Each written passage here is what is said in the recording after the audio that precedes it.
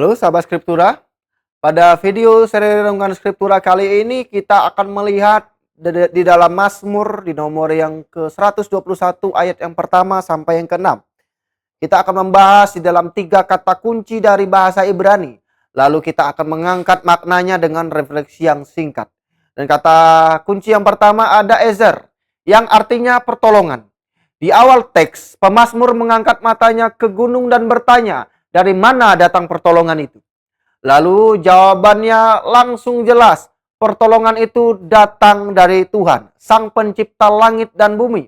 Kata Ezer ini menunjuk pada bantuan yang nyata, pertolongan yang benar-benar bekerja, bukan sekadar harapan yang kosong. Dan kata kunci yang kedua ada Syamar, yang artinya menjaga atau memelihara. Kata ini muncul berulang kali di dalam bagian ini. Ini penting. Karena pengulangan di dalam bahasa Ibrani itu menunjukkan suatu penekanan.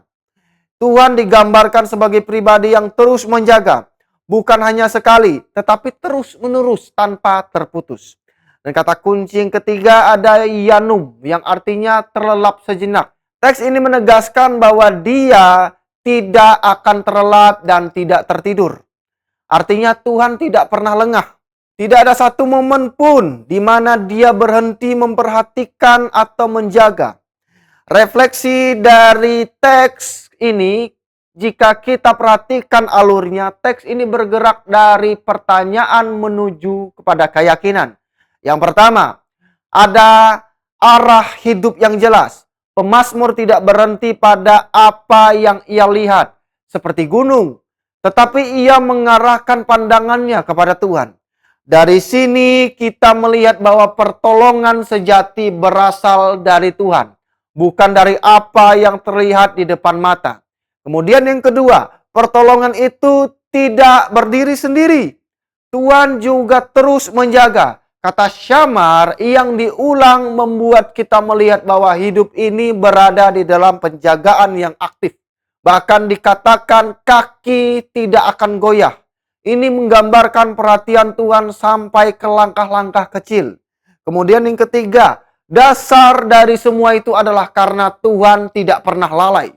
Dia tidak pernah terlelap. Artinya, tidak ada waktu di mana hidup ini lepas dari pengawasannya. Baik siang maupun malam. Semua berada di dalam penjagaannya. Di bagian akhir, penjagaan itu mencakup seluruh hidup, keluar dan masuk, sekarang dan sampai selamanya. Ini menunjukkan bahwa tidak ada bagian hidup yang di luar perhatian Tuhan.